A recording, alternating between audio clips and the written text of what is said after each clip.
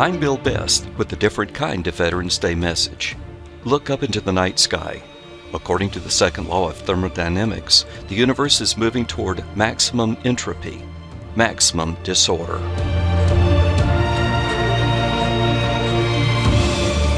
Now, look at the world around you. We were told that mankind is getting better.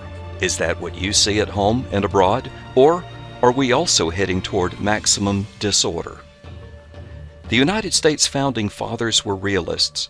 From their Judeo-Christian perspective, they understood the sinful nature of man. They created a constitution unlike anything the world had ever seen. To protect us from corruption, the federal government was separated into three branches.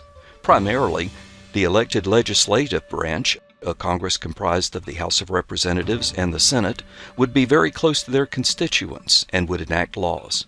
The elected executive branch would enforce those laws, and the appointed judicial branch would ensure those laws were constitutional.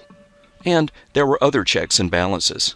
Congress could withhold funds from a president exceeding his authority, or they could impeach him for high crimes and misdemeanors.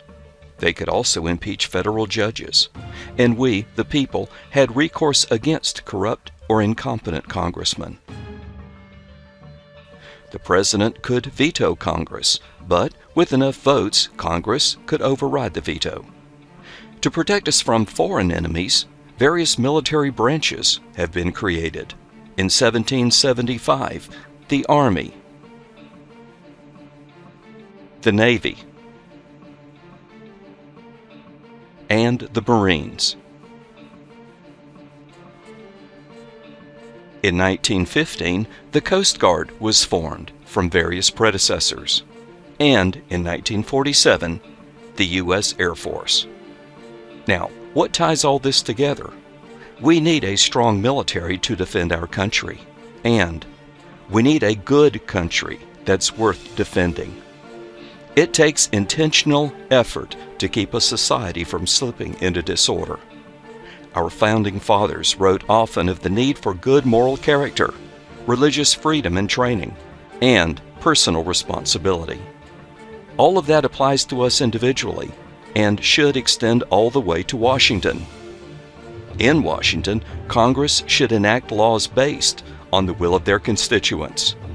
Presidents should not be allowed to sidestep the Constitution and the will of the people by executive order. Similarly, judges should not be allowed to pass otherwise unpopular laws from the bench. Not only do our veterans need a good country worth defending, they also need civilian authority that understands the limited but sometimes necessary use of force, that will respect and listen to their military experts.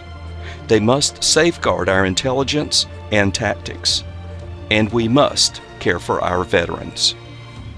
Let's return to our strong foundations. Let's return to the balance set forth in our Constitution.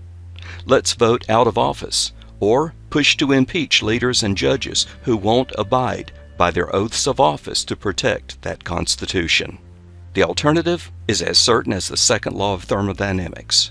America will continue to descend into maximum disorder. One last thought. It wouldn't hurt to return to the God of our fathers either. To my fellow veterans, thank you for your service. To follow my thoughts on building strong foundations for a shifting world, I invite you to subscribe to my blog at billbest.net.